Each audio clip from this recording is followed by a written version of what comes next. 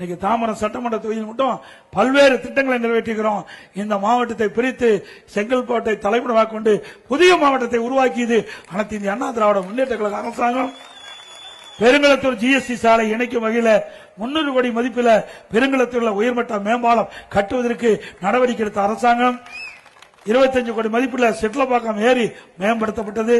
தாம்பரம் வெளிவிட்ட சாலை ஓரத்தில் 20 கோடி மதிப்பில் கவர் கால்வாய் அமைக்கப்பட்டது. செட்வாகம் பாதியில 17 கோடி மதிப்பில் கட்டன் கவர் கால்வாய் அமைக்கப்பட்டது. மாடப்பாக்கம் செட்லப்பாக்கம் கூட்டுக்குடி திட்டம் 3 கோடி மதிப்பில் நிறைவேற்றப்பட்டது.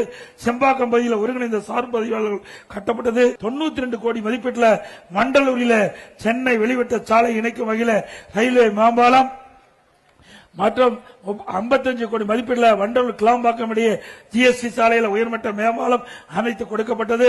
20 கோடி மதிப்பீட்டில் மேற்கு தாம்பரம் சிடிஓ காலையில் ஆண்டுதோறும் ஏற்பட்டு வந்த 2015 வெள்ள பாதிப்புகளை அறவே தடுக்கும் வகையில் கட்டன் கவர் அமைத்து கொடுத்தது அதிமுக ஆட்சியில். சிட்லபங்கம் பகுதி கட்டன் கவர்ல 17 கோடி மதிப்பீட்டில் அமைத்து கொடுக்கப்பட்டது. தாம்பரம் நகரத்தின் கழிவுநீர் கடப்பேர் ஏரியில கலக்காத வகையில் ஏரியின் சுற்றி கழிவுநீர் கல்வாய் 5 கோடி மதிப்பில் அமைக்கப்பட்டது.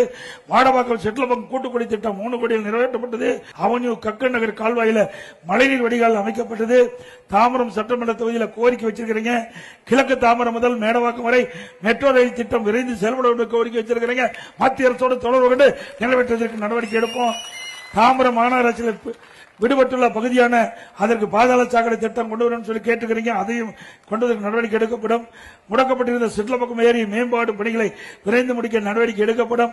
அது மட்டுமல்ல, இந்த திராவிட முன்னேற்ற கழகத்தில் இந்த மக்களுக்கு தாம்பரம் சட்டமன்ற தொகுதி பல்லாவரம் சட்டமன்ற தொகுதியில் அடிப்படை தேவைகளை பூர்த்தி செய்யாத மக்கள் பாதிக்கப்படுகின்ற போது அறிவிச்ச சிட்லப்பக்கம் ராஜேந்திரன் அறிவிச்ச தன்சாங் அவர்களும் மற்ற சின்னையா அவர்களும் மற்ற கழக உடன்பிறகு அவரோடு இருந்து போராட்டத்தில் ஈடுபட்டு மக்களுடைய பிரச்சனை இந்த அரசுக்கு உடனுக்குடன் தெரிவித்த கட்சி அதிமுக கட்சி என்பதை இந்த நேரத்தில் தெரிவித்து மக்களுக்காக உழைக்கின்ற கட்சி அதிமுக கட்சி. மக்களுக்கு பிரச்சனை ஏற்படுகின்ற பொழுது அந்த பிரச்சனையை அரசுடைய கவனத்திற்கு கொண்டு சென்று பிரச்சனை தீர்ப்பதற்காக ஒவ்வொரு முறையும் போராட்டம் நடத்தியது இந்த தாம்பரம் சட்டமன்ற தொகுதி பல்லாவரம் சட்டமன்ற தொகுதி என்பதை நேரத்தில் நினைவு கூர்ந்து, திறமையற்ற முதலமைச்சர், பொம்மை முதலமைச்சர் நாட்டை ஆண்டு கொண்டிருக்கின்றார். இந்த மாவட்டம் இரண்டா பிரிச்ச செங்கல்பட்டு மாவட்டத்தை தனி மாவட்டமாக்கின. தமிழ்நாடு முழுவதும் 6 மாவட்டத்தை உதயமாகிச்சு. 6 மாவட்டத்தை பிரிச்சு கொடுத்த நிர்வாக வசதிக்காக ஒரு மாவட்டம் திமுக ஆட்சியில் பிரிக்க முடிஞ்சதா? திறமை வேணும். எப்படி 4 ஆண்டு காலம் ஆட்சி செய்தோம். கடுமையான சோதனை. முதல் ஆண்டு கடுமையான வறட்சி, குடிப்பதற்கு கூட தண்ணீர் கிடையாது. அப்படிப்பட்ட காலம் குடி தண்ணீரை வசதி மக்களுக்கு கொடுத்து தங்க தடையாம பார்த்துக்கிட்டு இருந்தோம்.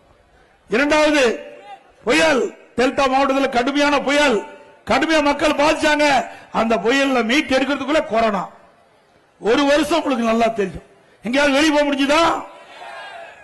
நான் ஒன்னும் பொய் சொல்லுங்க, உண்மைதானே? எங்கேயாவது வீதியில் நடமாட முடிஞ்சுதா? வீட்டை விட்டு கூட வெளியே வர முடியல.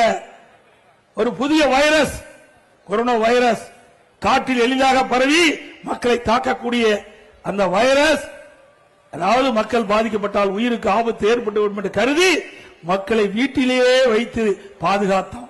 விலைமதிக்க முடியாத உயிரை காப்பாற்றிய அரசாங்கம் அதிமுக அரசாங்கம். நம்முடைய சின்னம் என்ன? பொன்மனச்செம்மல் புரட்சி தலைவர் எம்ஜிஆர் சின்னம், மாண்பு அம்மாவின் சின்னம், உங்கள் சின்னம் வெற்றி சின்னம். இரட்டை சின்னத்திலே அவர்களுக்கு வாக்களித்து பெருவாரியான வாக்கு வித்தியாசத்திலே வெற்றி பெற செய்ய வேண்டுமா? உங்களை அனைவரும் இருவரும் வேண்டி கேட்டுக்கொள்கிறேன்.